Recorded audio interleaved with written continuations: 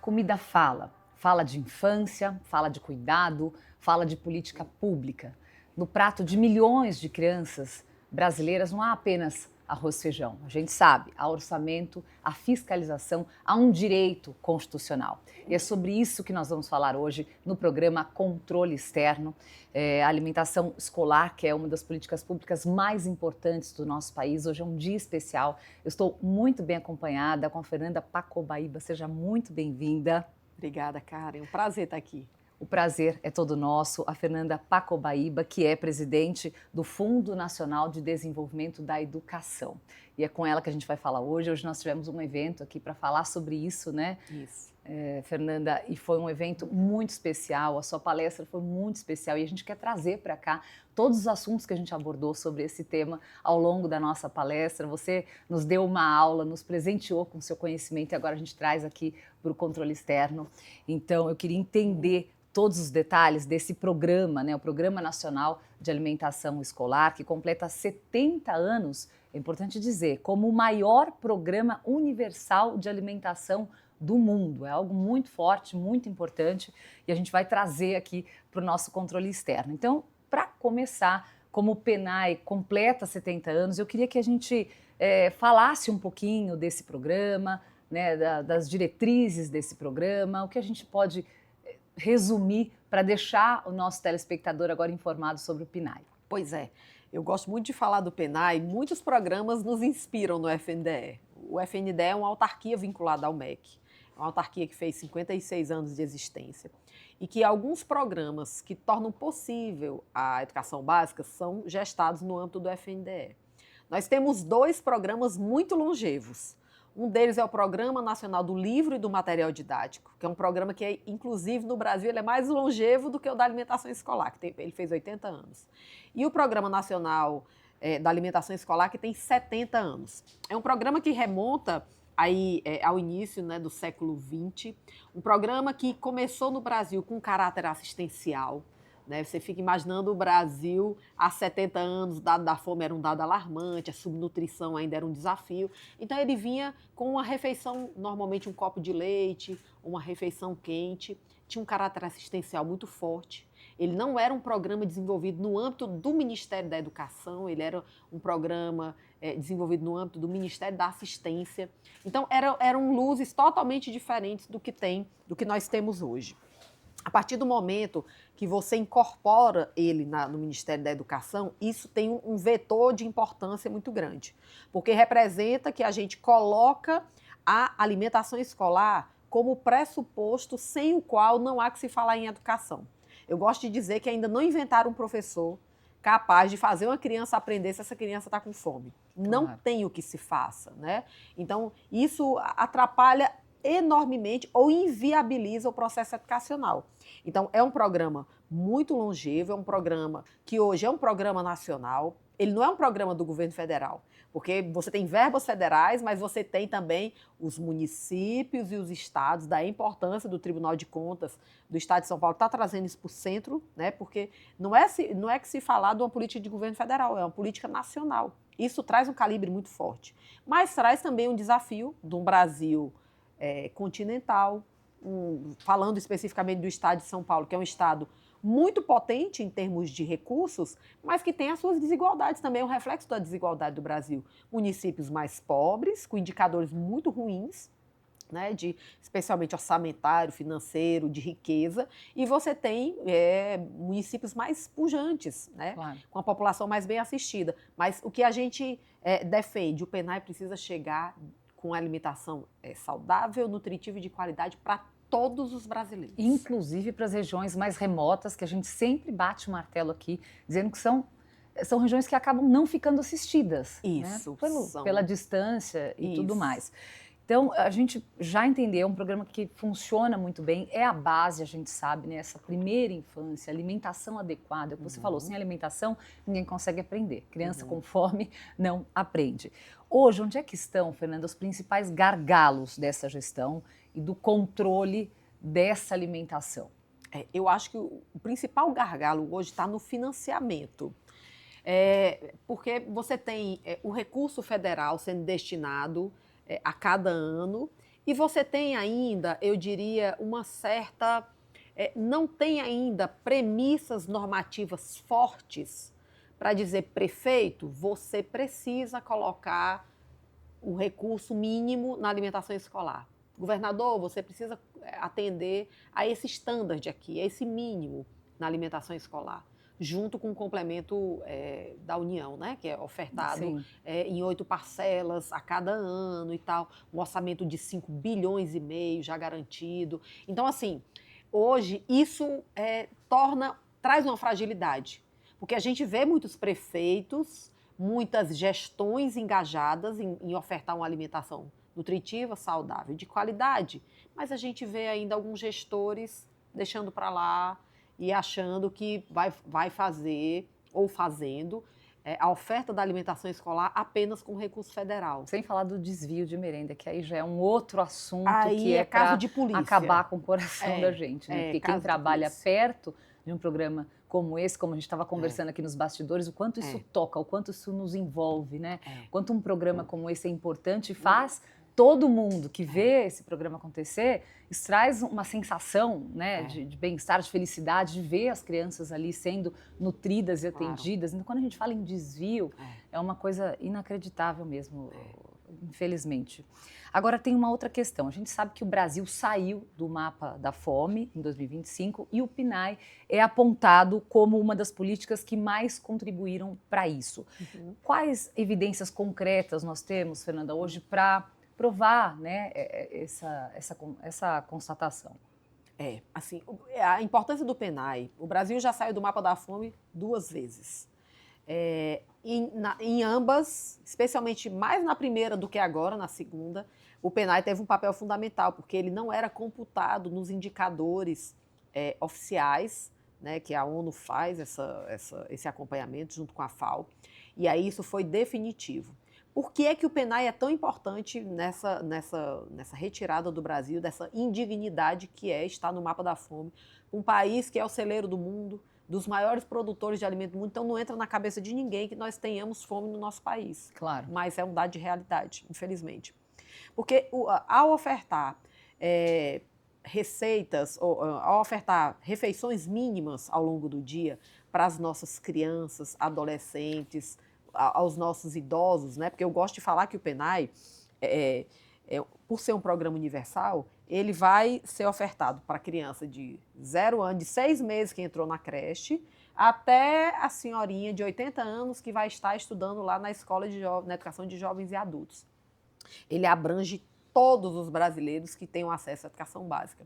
Ao fazer isso, ele oportuniza segurança alimentar para aquelas pessoas, e isso compõe os indicadores de refeições mínimas, né, que você precisa ter acesso para não se caracterizar como uma pessoa em estado de fome.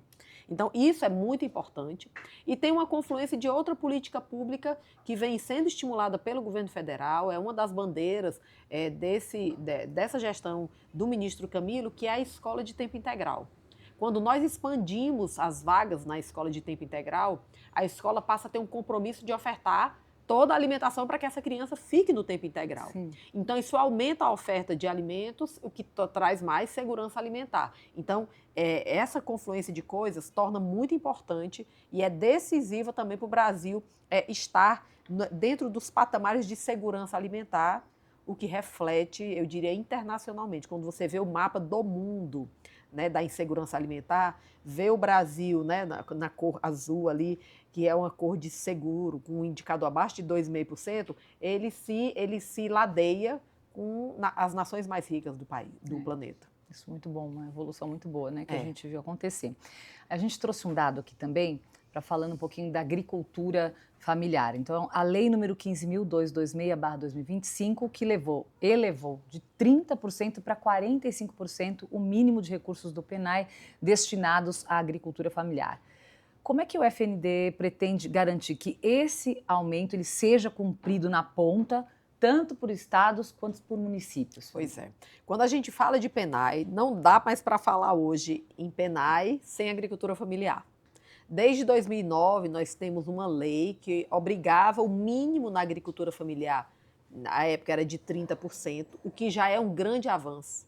Primeiro porque, ao colocar pelo menos 30%, a gente está dando um comando, né, o Congresso Nacional deu um comando para os gestores públicos. Olha, vocês precisam adquirir pelo menos 30 da agricultura familiar, o que vai se alinhar com alimentação nutritiva, saudável e de qualidade. Grande parte dessa agricultura familiar, ela é uma agricultura que acontece sob a forma orgânica ou com pouco uso de agrotóxicos, pesticidas. Então, assim, é muito importante. Ela se concatena também com frutas, legumes, verduras, que é tudo que a gente quer ver no prato das crianças. Claro. Ótimo. Agora, em 2025, a gente tem um salto. Então, a gente passa a exigir não mais 30%, mas 45%. E o FNDE, ao longo desse tempo, né, e cada vez mais, a gente vem agigantando aí os mecanismos de controle desse percentual por meio de parceria com o Ministério do Desenvolvimento Agrário, que faz ele tem toda a rede de agricultores familiares para a gente identificar os CPFs dessas pessoas no banco de notas fiscais eletrônicas do país e conseguir ver se aquilo dali veio de um agricultor familiar mesmo, se o item é um item que está dentro desses itens in natura ou minimamente processados, para que a gente compute no percentual.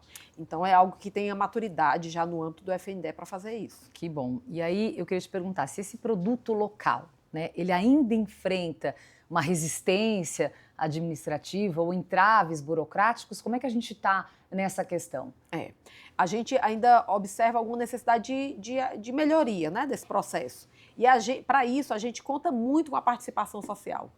Os conselhos municipais de alimentação escolar, os órgãos de fiscalização e controle, o FNDE realmente não tem como estar na ponta, mas a gente sabe o quanto a sociedade consciente, órgãos de controle ativos, isso geram informações para que a gente consiga atuar também. Então, é uma rede, não dá para fazer o PENAI sozinho também, porque talvez seja dos programas mais complexos do governo federal em termos de intersetorialidade. Então, cada ator é fundamental para que isso aí dê certo. Certo. Falando em controle social e fiscalização, como você trouxe aqui agora para a nossa conversa, eu queria pegar um gancho, né? Nós temos quase 80 mil conselheiros atuando de forma voluntária no país. Isso é muito legal, é incrível. E qual que é hoje a capacidade real, né, na sua visão, de fiscalização dos conselhos de alimentação escolar, Fernanda? Olha, os conselhos, dado eu diria, esse caráter de voluntariedade, é óbvio que traz um diferencial maior. A sociedade brasileira, nós brasileiros como um todo, não temos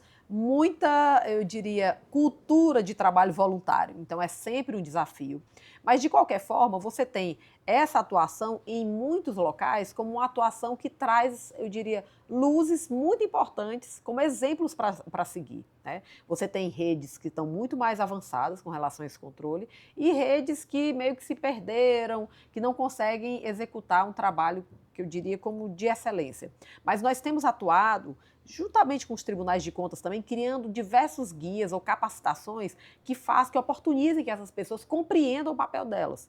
Os conselheiros são fundamentais no programa, né? Então, o TCU tem sido nosso parceiro, os tribunais de contas estaduais têm sido nosso parceiro, a academia também, especialmente as universidades e os institutos federais, por meio dos SECANES, eles têm nos ajudado nessa capacitação dos conselhos, porque sem os conselhos, também o programa ele não fica bem. Sim, e o FNDE, pelo que eu vi, ele tem defendido uma fiscalização mais orientadora do que punitiva, né? Agora, na prática, o que muda para quem está na ponta, Fernanda? Olha, ter uma fiscalização mais orientadora, ela primeiro, ela permite aproveitar os bons gestores ou aqueles... A gente tem uma mudança de gestores, né, que é muito acelerada, porque quando você pensa em 4 anos de gestão, você pensa, 4 anos é muito tempo, mas passa muito rápido. E muitas das pessoas que estão nas prefeituras são pessoas que elas vão ser trocadas, vão ser substituídas a cada gestão nova. Então, isso para o programa é terrível. Não consegue concluir até o final Você o trabalho. acaba de concluir uma capacitação, aí a pessoa mudou. Agora é outro prefeito, é outro gestor. E muitas das prefeituras ainda não têm servidores de carreira atuando nessa área. Então, realmente é muito complexo. Então, assim, o que a gente precisa é qualificar cada vez mais, ter ferramentas aí, especialmente à distância, de fazer essa capacitação, saber que essa retrolavagem ela é importante para que os casos, assim, quando a gente fala de desvio de recursos, aí eu digo, aí é uma temática que é criminal, é outra esfera. É outra esfera. Mas o que a gente vê no mundo, no dia a dia nosso, são mais gestores querendo acertar do que errar. Claro. Tá? Então, essas pessoas elas precisam ter esse apoio também ao realizar essa gestão. Sim, até de orientação, né? Claro. Não é uma coisa. Claro. Agora, falando de desigualdade, que é algo que a gente tocou já aqui na nossa conversa, mas queria aprofundar um pouquinho mais. A gente sabe que há uma desigualdade, como você mesmo colocou, relevante nessa execução do PNAE entre os municípios. E aí, quem enfrenta mais dificuldades, né? Se são os pequenos, se são os grandes, na sua avaliação como um todo, hoje, qual é o maior desafio do PNAE, se a gente tivesse que elencar assim, por uma ordem aí de prioridades, e se fosse possível mudar algo imediatamente, qual seria o caminho inicial, Fernanda? Pois é, eu acho, como a educação básica brasileira, ela tem um problema que nós, enquanto sociedade, vamos precisar resolver ao longo do tempo, que é o problema do subfinanciamento. Quando você pega a média do que os países da OCDE despendem em educação básica, o Brasil despende 1/3 da média da OCDE. Então, existe uma crise no financiamento da educação básica brasileira. Isso reflete no PNAE. Então, se você perguntar uma coisa que você acha importante hoje para mim, era aumentar financiamento, aumentar dinheiro mesmo. Seja o recurso federal, que eu acho que poderia ser o dobro ou o triplo do que a gente oferta hoje, seja o compromisso tanto dos estados quanto dos municípios nesse mínimo, um patamar sem o qual a gente não começa nem a conversar sobre a alimentação escolar. A gente precisa ter isso no Brasil.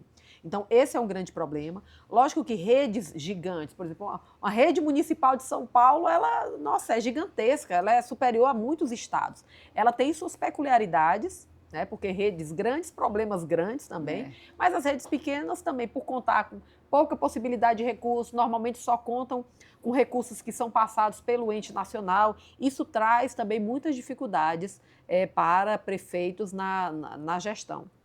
Tem outra característica também, que é essa necessidade de respeitarmos as peculiaridades locais. Sim. Então, o PNAE, ele tem todo um arcabouço científico também por meio do papel das nutricionistas, sabendo o que é que precisa, quais são os grupos de macroelementos que precisam ser ofertados às crianças, microelementos, mas a gente tem também uma necessidade de respeitar aquilo que aquela comunidade consome. Isso varia muito de região para região.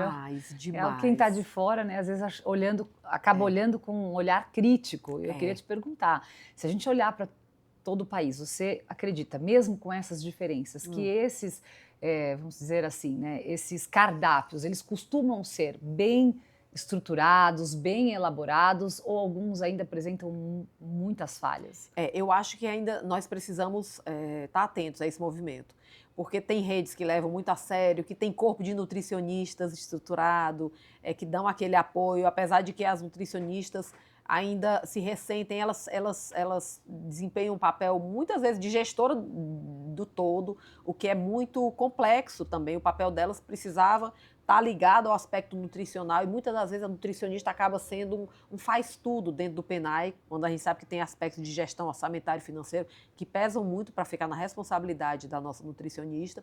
Mas eu diria que a gente tem boas práticas também e tem alguns exemplos exitosos. Que precisa melhorar, precisa. Especialmente o compromisso com eu diria, com a oferta ou com condições boas de trabalho para as nossas nutricionistas e também para as merendeiras. Né? Então, são profissionais que precisam ser muito valorizados no âmbito da escola. E tem algo que já foi também detectado, né? Que é a questão dos alimentos ultraprocessados, que deveriam estar bem longe disso. Né? Deveriam. Longe, porque muitas vezes quando a pessoa não tem uma condição financeira bacana, a gente sabe que ela vai deixar, né, até por falta de tempo, porque está trabalhando, enfim, deixar de fazer uma comida saudável em casa e vai recorrer a um ultraprocessado porque é prático, porque é mais barato, mas a gente sabe que não nutre e não faz bem. Aí você chega na escola que deveria dar esse suporte alimentar de qualidade, você acaba encontrando ali, às vezes, uma grande quantidade de alimento ultraprocessado. Acho que isso seria também um ponto para a gente também ficar em cima e tentar tirar isso, né? Com certeza, essa conscientização, que eu diria que é da sociedade brasileira como um todo. A gente passou por um boom aí, especialmente a inserção da mulher no mercado de trabalho, a configuração das famílias, as distâncias também das residências para os locais de trabalho, das escolas, né? As sociedades vão crescendo, as cidades vão ficando gigantescas. Tudo isso torna mais difícil a alimentação saudável. Não é fácil. Mas a escola precisa ser, sim, esse ponto que eu diria, esse ponto de apoio seguro. E para isso precisa ter equipes bem estruturadas, um compromisso político dos gestores e uma atuação firme, né, de órgãos de controle, do FNDE, acompanhando tudo isso. Você que acompanha todo esse trabalho de perto, que boa prática você gostaria de citar aqui? Eu sei que são várias, né? Mas qual você acha que mais funcionou, que deveria ser replicada em todas as escolas do país, ou na maioria, onde desce, mas algo que mais funcionou nesse programa? Olha, eu vejo bons exemplos, por exemplo, na região norte, a gente visitou redes lá, um alimento que é muito importante para o norte é o açaí. A gente tem escolas que hoje produzem açaí dentro da escola, na própria cozinha, então assim, e as crianças são loucas pelo açaí. É muito nutritivo, Meu né? Deus, demais, né? Então assim, mas tem todo um processo que precisa ter muito cuidado com relação à feitura daquele alimento e tal. A gente vê redes hoje que ofertam alimentação, especialmente no tempo integral, que liberam as crianças para se servirem, porque em alguns locais é a própria merendeira que coloca a quantidade, e aí tem criança ou adolescente que gosta de uma coisa, não gosta de outra, o que gera também resíduo, gera desperdício. Né? Então, eu acho que essas ideias de ofertar e deixar, especialmente para os alunos adolescentes, ali o pessoal do Fundamental, fim do Fundamental 2, ensino médio, trazer essa liberdade também é importante. A gente vê exemplos também de educação alimentar nutricional, de que forma você leva a alimentação para o tema das aulas. Você pode aplicar isso na matemática, você pode aplicar isso na história, na geografia. Então, isso é muito importante também, porque essa crise do ultraprocessado, ela se vê em larga medida pelo desconhecimento. É você olhar aquele ultraprocessado, aí você olha o rótulo, aí você diz, bacana, tem os grandes grupos, como se aquilo dali mascarasse o que tem de ruim naquele alimento, naquele entende? Produto, porque então, é muito ruim, né? E o Brasil é uma referência, toda essa parte de rotulagem, aquele alto em sódio, alto em açúcar, que o Brasil promoveu, muitos países do mundo tentam fazer aquilo ali e não conseguem. Nós somos referência no mundo também com relação à rotulagem. Então o Brasil está bem colocado em relação a isso. Isso é muito importante. Que legal. E isso precisa gerar essa consciência que começa lá na creche. Lá na creche. Agora, do ponto de vista da gestão federal, Fernanda, o que hoje mais lhe chamou a atenção nesse encontro aqui do Tribunal de Contas do Estado de São Paulo, que foi debatido? Algo que você gostaria de salientar aqui na nossa entrevista? Eu acho que a atuação do FNDE é uma atuação extraordinária para estruturar esse programa.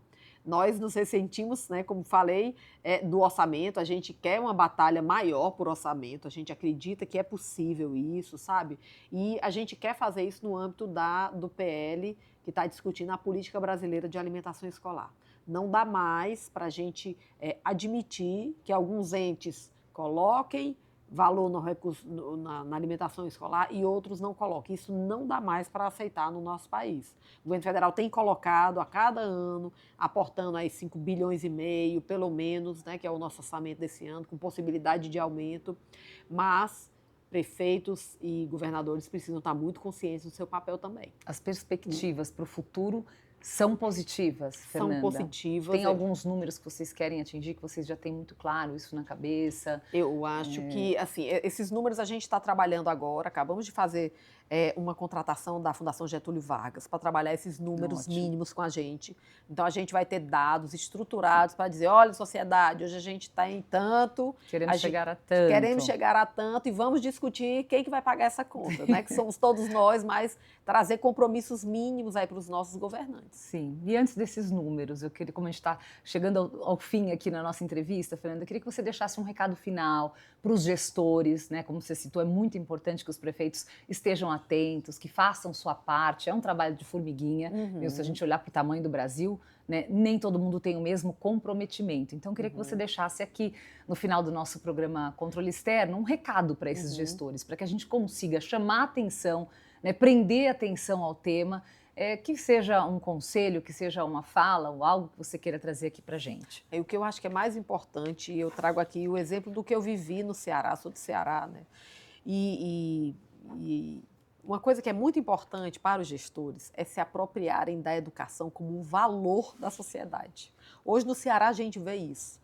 As pessoas olham para a educação, assim como para outras coisas, mas para a gente bate no peito e sente orgulho de ter uma educação de qualidade. É muito importante a sociedade se apropriar disso e trazer isso como um valor, porque isso faz com que o gestor corra atrás de atender aquele valor.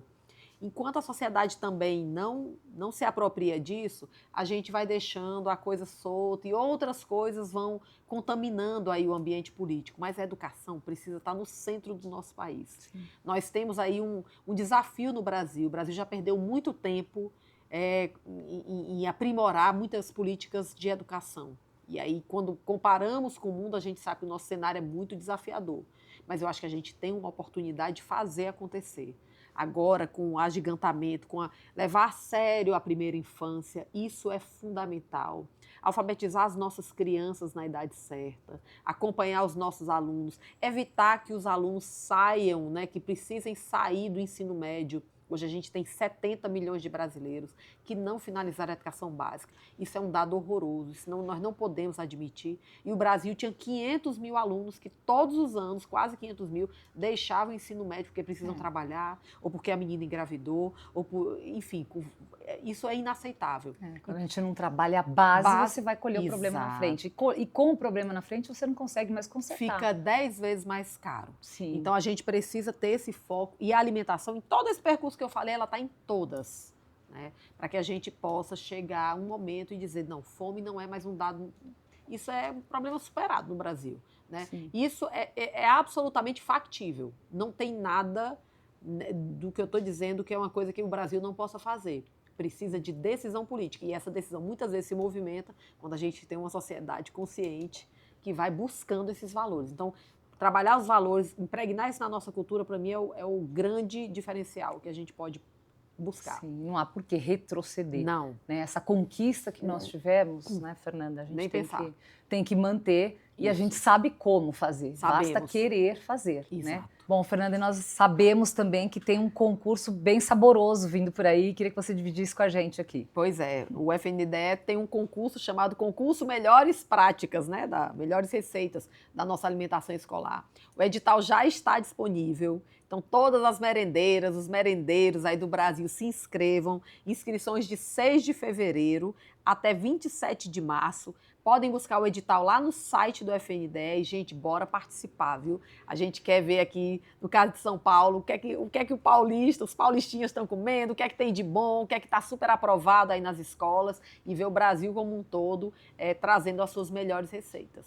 Fernanda, foi uma honra recebê-la aqui no Controle Externo. Muito obrigada pela sua palestra no evento de hoje, muito obrigada pela sua entrevista, por trazer aqui, por dividir com a gente, o Tribunal de Contas do Estado de São Paulo, esse trabalho que você acompanha de perto e tem tanta propriedade para falar. Nós conversamos com a presidente do Fundo Nacional de Desenvolvimento da Educação, Fernanda Pacobaíba. Muito obrigada. Muito obrigada. E até a próxima oportunidade. Até o próximo Controle Externo.